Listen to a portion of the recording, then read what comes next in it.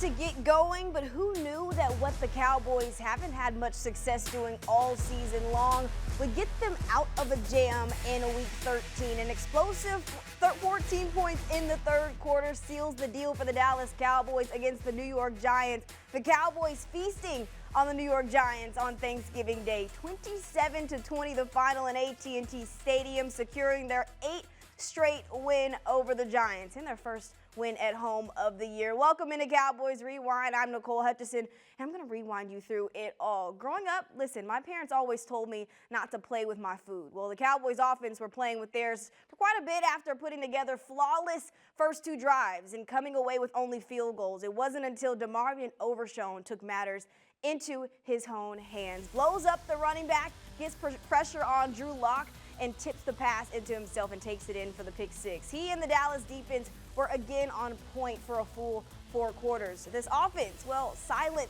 until the third quarter. At the start of the game, you could see the belief in the run game was there. Rico Dowdle had 46 rushing yards in the first quarter alone, but in the red zone, they went away from it. Second quarter, the attempts to try to establish the run just wasn't there either. The Giants, though, defense then started to believe a little bit, getting the Cowboys offense off the field on third downs, making Cooper uncomfortable. Quite some miscommunication from Cooper Rush and the receivers, a turnover on downs as well, but there was a wake-up call once again. 2 touchdowns in the third, and with the help of the defense, feels good per Mike McCarthy to not only get a home win, but a divisional win. It's a good feeling. This is where we deserve to be. We've had a fight to get here.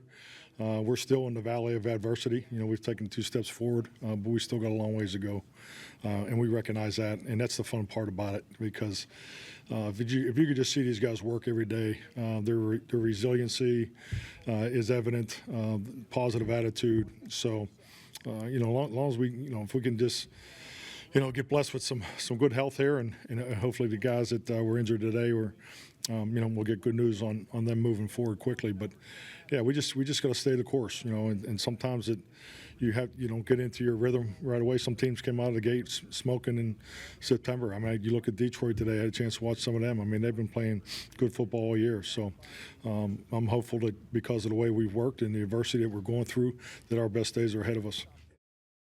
Yeah, we just needed that one last week, kind of get the ball rolling. We, felt that victory feeling in the locker room post game last week, and really proud of everyone on a short week.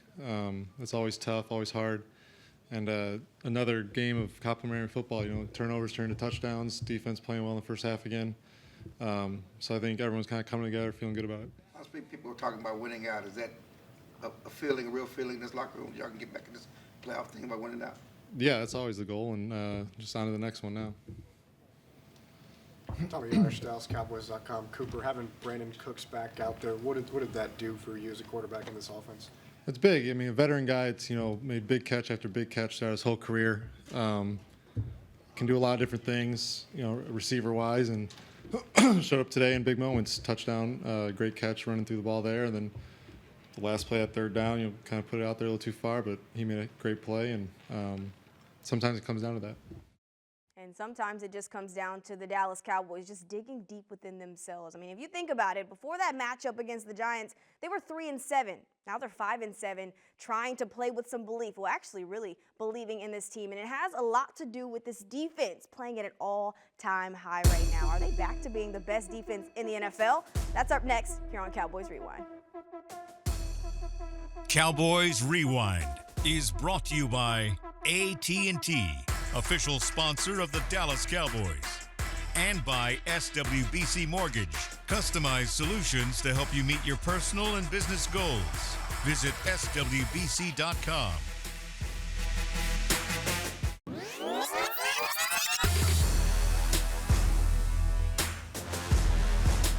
This segment is brought to you by Ashley, the official furniture store of the Dallas Cowboys.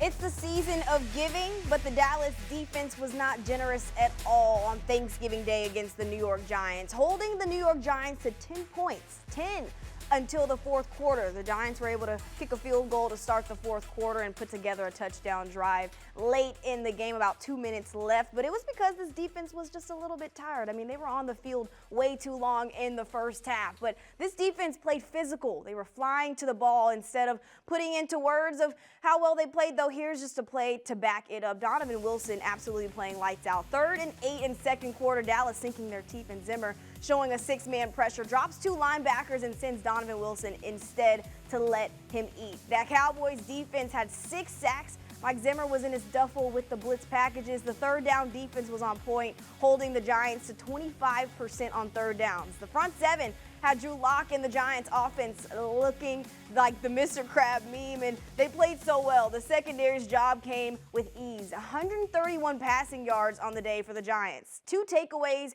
for the Dallas defense, and they're back to their true form, something Micah Parsons knew would come with time. Yeah, man, you got to think it was a learning period. Everyone's understanding new defense. Zim's a lot more creative and demanding how they want people to play the gap, so it was challenging a lot of the interior guys to play new ways, the corners to play new ways. I think at this point everyone's comfortable, everyone's locked in, And then you got to think, as soon as we was trying to get comfortable, injuries. It was like bang, bang, bang, so you got to call some guys up that was probably never going to get the opportunity, and they got to learn the system. And, they was probably comfortable, like, I got Micah and D-Law in front. I'm probably, not going to get much. And it's like, boom, it's right there in front of you. So it tells you always got to be prepared. You always got to stay prepared. And I think at this point in the season that everyone's ready. How does it impact your game, being able to play next to Overshown and all the plays that he's able to make? It helps me a lot. I think in the end, when you got someone just as lucrative as you, and I told y'all from the beginning he was going to be a dude, from his rookie year. Before the injury, I said that would be an all-pro, Pro Bowl type player. I'm just happy that he's finally shown it. I saw it from the beginning. I said, he reminded me of somebody. Now, he ain't 11 yet. That's Agent Zero. I think he has his own creative identity, and that's what I like. He's not trying to be like me. He's his own special specimen. Like, he's going to be felt every play. You know what I'm saying? So he's a wild cat out there on the field, but man, I love playing next to him. Not only are you guys getting takeaways, but you also now your pass rush is coming live. Look at today, 6 sacks and almost 15 quarterback hits, but you're doing it from the interior to the Osa. You just talk about as the defensive front, how that's coming along and why it's starting to kind of pick up. Man, you know what I'm saying? When you kind of got, some of your dudes back, it makes it a lot easier on them interior guys. And then, I just think we're doing a great job of playing off each other, understand that they're going to slide and chip in my direction, and Zim with the scheme. He's doing a lot of things where he's like, all right, like, you got to eat a couple times, so these other guys can go. And, that's perfectly fine. Sometimes you got to be the decoy, and sometimes when I'm in the inside and it gives me a chance to be one-on-one, I got to win those. And 8 out of 10 times I'm going to win those. So, you just got to understand when it's your opportunity. So I just think everything's coming alive perfectly. I was just playing football, and it's like, man, I knew a play was coming, and I've been told all week, like, that play is coming. I don't know when it's coming, but it's coming. And, I was just playing football. I seen the ball, tipped it. I was just praying the whole time that it stayed up. I was like, man, please let my speed for once be fast enough to get to this ball. Like, everywhere else is cool, but let me get to this ball. So the emotions, I'm just overjoyed right now. It's a good win, and I'm proud of our team. This time last year, you had to watch from the sideline. How thankful are you for playing this game this year? Very thankful. Just before the game, I was telling myself, around this time last year, I was just waiting to show people my testimony of, when I get back on the field, like, I'm going to show, what God has truly put into me to go out there and inspire and play like I do. So just being out there on the field healthy, is all I can ask for. But like I say, with the group of guys that I play with, I love it. I wouldn't ask to be nowhere else. Demarvion, even PKs are, of course, fun. You're there, bounce on it, and it really just felt like you were around the football throughout the contest. Can you talk about that instinct and the shit? That's what it's all about. We all going to feed off each other, and good things happen when you get to the ball. And that was just a play that we really needed. It was a crucial play coming out of halftime. EK making a great play, and I was just I was there for my brother to clean it up and make sure it was even a better play. If this is what Demarvion Overshown can do in his first year back after a torn ACL, I would hate to see what he does in the future. It's only going to get scary for him. But I like what Micah Parsons said about everyone doing their jobs and the plays are starting to come to them. I mean, Micah Parsons, 6 pressures on 36 pass rushes, 4 of them came on 3rd downs. Demarvion Overshown with a fumble recovery, interception turned into a touchdown and a pass defended. Everyone just playing so well, again, doing their jobs and letting the plays come to them. Well, this offensive side of the ball, on the other hand, they struggled with that, but they finally followed suit eventually. That's up next here on Cowboys Rewind. This segment was brought to you by Ashley, the official furniture store of the Dallas Cowboys.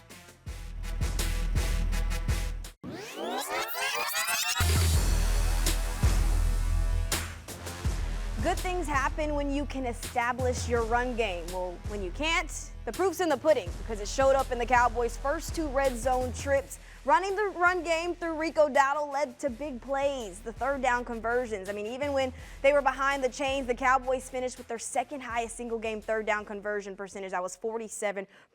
If we're keeping the 2nd quarter out of it, though, the Cowboys offense executed well for the most part, but they were able to do that because of the offensive line stepping up. No Zach Martin, Tyler Guyton goes down, but they didn't skip a beat with Chuma Edoga stepping in, keeping Cooper Rush clean all evening.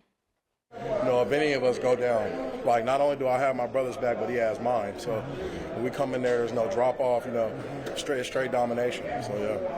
Thank you. No problem. Is that the turnaround on this team? You know, everybody's doubting out the Cowboys, but you guys starting off on the offensive line, turning around really these last 2 weeks. What was the message for the O-line going into these games? I mean, the biggest thing we felt like we really talk about during the week is just it's on us. Like who's going to carry the water? And I think that's something that, you know, you have to embrace those hard times. You have to embrace adversity, especially not only in a game but throughout the week. You know, whatever's going on, you know, whether it's you know, you're dealing with something or, you know, you're trying to get this play right, just embracing the process and, you know, really sticking to it so that way when it comes to game day, you're just executing. The Cowboys went from over 80 rushing yards to 122 rushing yards in less than a week. And no sacks allowed. The stats don't lie. The improvements are there. You saw it in Cooper Rush play as well. He was more comfortable getting his throws off. Granted, it wasn't all pretty, but he completed 21 passes for 195 yards and a dime to Brandon Cooks. Another game, he was able to distribute the ball to multiple guys. 8 Thursday night, including Luke Schoonmaker, who's becoming more and more reliable each week. I know you've battled a couple injuries since you've been here, but it feels like you're playing your healthiest ball, your best ball right now. Just to be able to put it all together right now, is there any emotion that comes to mind, or you just kind of stick with the process of it?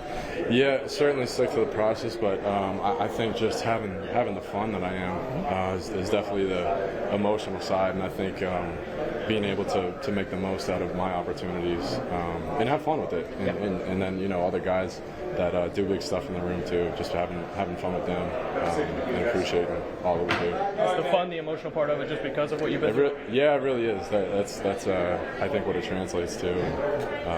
We'll just continue to do the same thing, stay neutral the rest of the way, and do our thing. You've had a lot of reps with Cooper going back all the way to training camp too. Yeah. How is Cooper just being in the mix, being able to help your game as well? So great.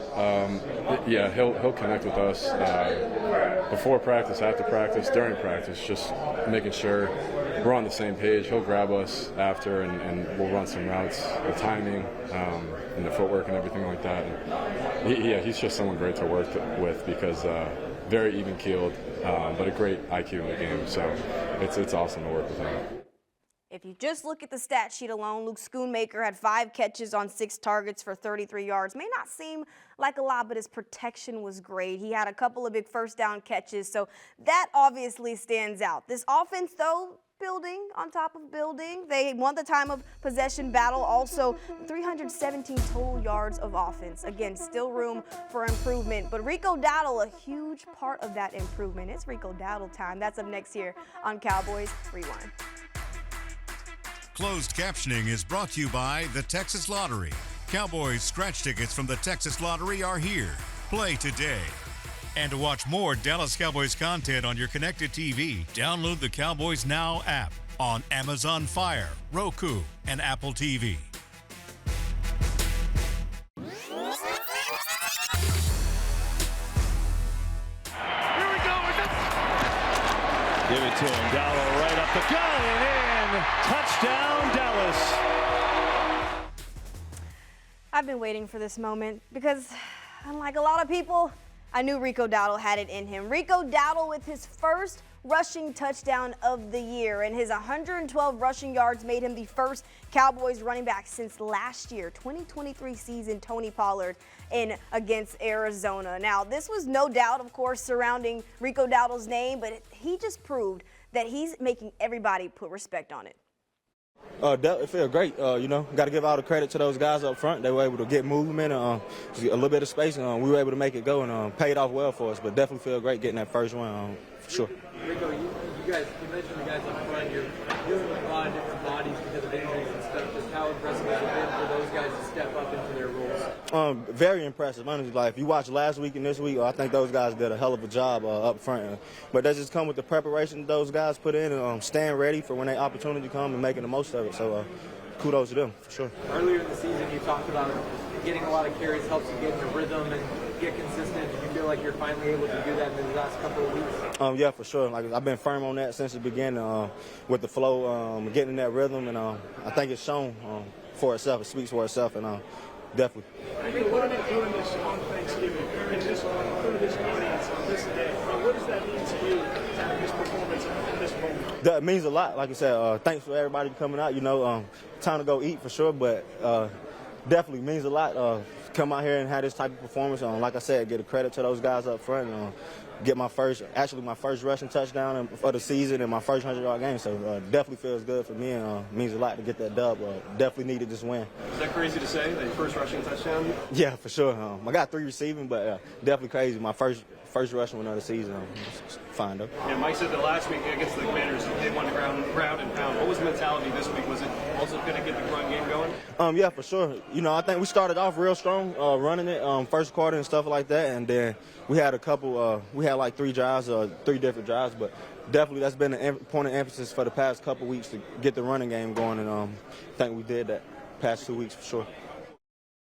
I really thought we were in a really good rhythm. You know, there was the first 3 series, and then, you know, we hit the skids a little bit there. You know, with the penalty on them, and then get the conversion. You know, on the 4th and 1.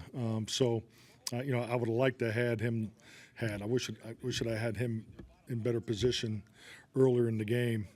But I think that's just really clear evidence of what he can do if he gets to touch the ball north of 20 carries. I mean, Rico's is a young man that's worked incredibly hard. You know, he's fought through the injury, you know, challenges in the early part of his career. But you know, you're just getting to see what we see every day. So, this team needs that. We need to run the football not only for offense but for our football team. Dallas is 122 rushing yards. It's their second highest rushing total of the 2024 season. Their highest, 137 against Atlanta, where the Rico Dowdle only rushed for 75 yards. Not only, that's still a big number right there, but Rico Dowdle, when given the carries, like Mike McCarthy said, he shows burst, he shows explosiveness and speed in the open field. You keep feeding 2-3 and good things happen. All right, we're wrapping things up here on Cowboys Rewind. Up next, stick with us.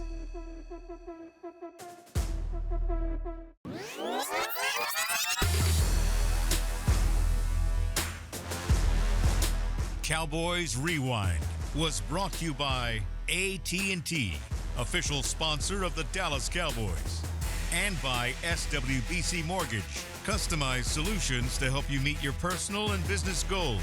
Visit swbc.com. Huge. You know, I feel like we've been doing all the right things, you know. Obviously, couldn't get a couple wins there for a second, but you know, now we see them rolling. We see the momentum. We have a little bit more confidence. People are understanding the scheme a little bit more. We got to keep the quarterback in the pocket for sure, but at the end of the day, you know, we're playing so hard, and when someone's missing a tackle, you see someone else flying in, and that's what we got to do. We just got to swarm to the ball and make plays, cause havoc.